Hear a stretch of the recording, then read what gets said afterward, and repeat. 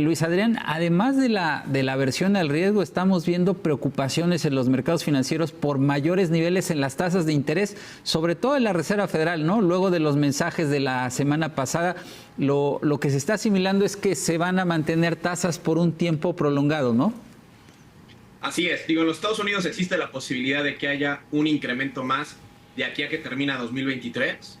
Y aquí en México, digamos, el escenario más factible es que la tasa se mantenga sin cambios a lo largo de todo lo que resta de este año.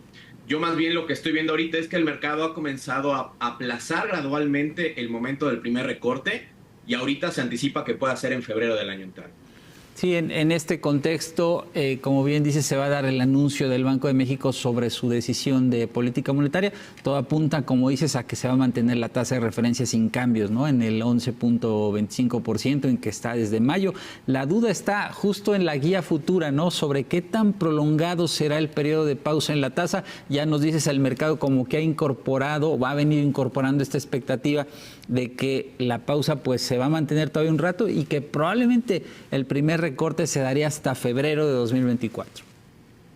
Así es, digo, la decisión para este jueves el mercado la tiene completamente descontada en cuanto a que no va a haber cambio en la tasa, pero sí vamos a estar muy atentos al tono del comunicado, ¿no? ¿Qué tan preocupados están los miembros de la Junta de Gobierno del Banco Central respecto al futuro para la inflación? Y aquí es importante destacar que el elemento que más preocupa por parte del Banco Central, al menos en los últimos quincenas, últimos meses, es el dinamismo tan fuerte que ha mostrado la economía en los últimos datos del IGAE y del PIB. Ya, sí, crecimientos a tasas del 3.6, 3.7% anual por ahí. Sin duda la economía se está mostrando muy resiliente. Ahora, en la semana también se va a conocer el indicador favorito de la Fed, ¿no? Para medir la inflación, el deflactor de consumo PCE, que se considera determinante para el futuro de la política monetaria en Estados Unidos. Pero independientemente de eso, vuelvo un poco al principio, esta pausa de halcón de la Fed, como le llaman algunos analistas. ¿Crees que puede forzar algún cambio en el plan de vuelo del Banco de México hacia el inicio de un ciclo de recortes para 2024?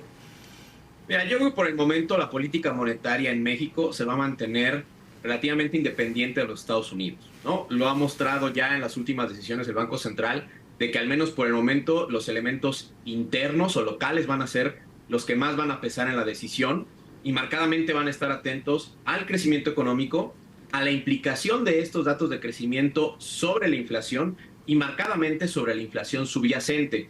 En la medida en la que este grupo de precios se mantenga presionado o que deje de disminuir, será la medida en la que el momento en el que la tasa de interés en México baje se vaya aplazando cada vez más.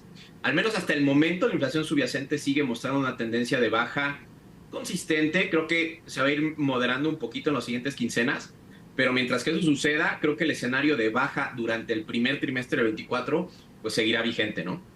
Sí, sobre todo en la parte de servicios, ¿no? Mercancías como que sigue cediendo, pero la parte de servicios se sigue mostrando renuente a bajar.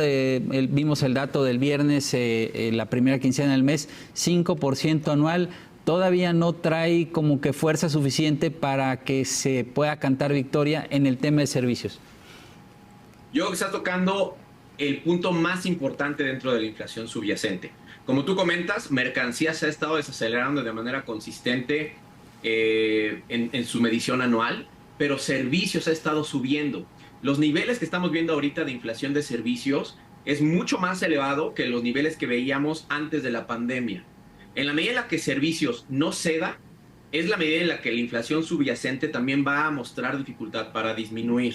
Y aquí un punto que también es bien importante comentar es que la inflación de servicios refleja presiones domésticas, refleja presiones, por ejemplo, relacionadas con el tema de salarios, con el tema de un crecimiento mayor dentro de la demanda interna o de la demanda agregada de nuestro país. Y todo eso parece que es lo que estamos observando. Una economía que crece más, un sector servicios que está tomando mucha más fuerza después de que se cerró completamente en 2020 y una dinámica salarial que puede comenzar a generarnos problemas en adelante si es que continuamos con estos incrementos en el salario mínimo tan importantes.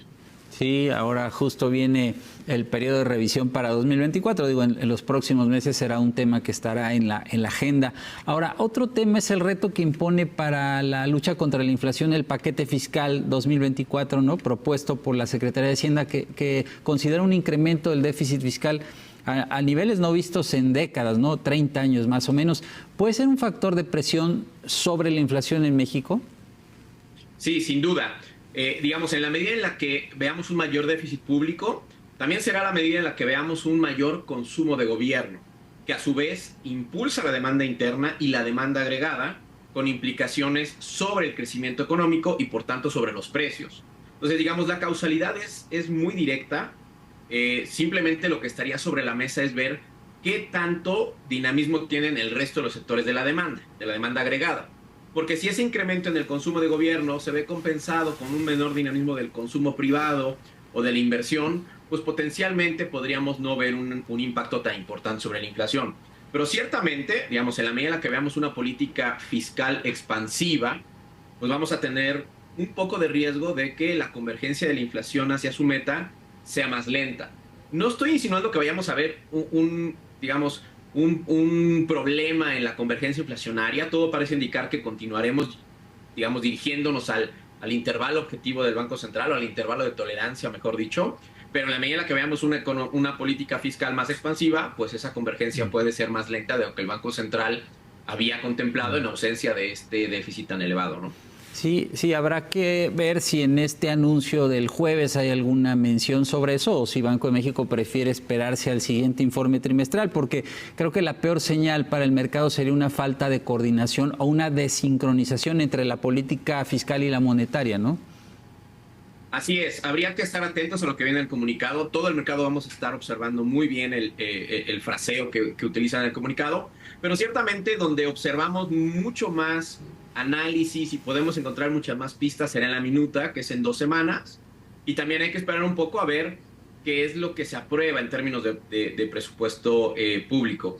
Y el otro tema también es ver cómo van a dejar, una vez, digamos, analizado el paquete económico, dónde van a dejar el precio del petróleo.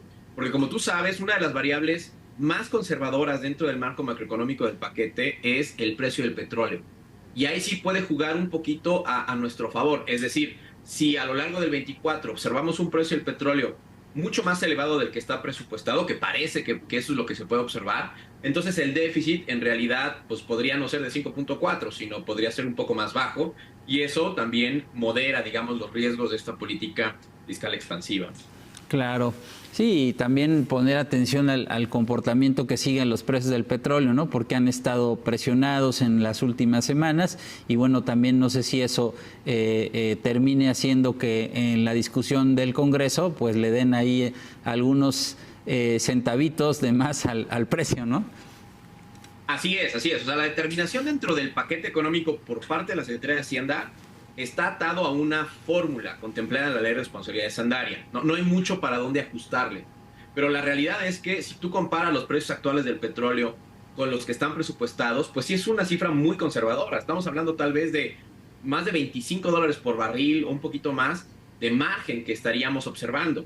Y las finanzas públicas en México se benefician por mayores precios del petróleo. Es decir, si a lo largo de 2024 los precios observados efectivamente son superiores, entonces tendríamos mayores ingresos petroleros y por lo tanto un menor déficit. Creo que, digamos, ese sería uno de los elementos que me bajaría un poquito la preocupación, porque sí es factible que al cierre del 24 podamos ver un déficit que pueda ser menor que el que está proponiendo ahorita la Secretaría de Hacienda, porque el precio del petróleo parece que puede estar más elevado, ¿no? De acuerdo, pues ojalá que se vayan ahí cuadrando las cosas. Luis Adrián Muñiz, subdirector de análisis económico de Vector Casa de Bolsa, muchas gracias por compartir tus escenarios sobre estos temas, que estés muy bien y a ver qué novedades hay el jueves, ¿no?, con el Banco de México. Así es, atentos al tono del comunicado, que es lo más relevante. Gracias, Víctor. Gracias a ti, saludos. Vamos a la pausa. Al regresar, México aumenta su dependencia a las importaciones de maíz y frijol.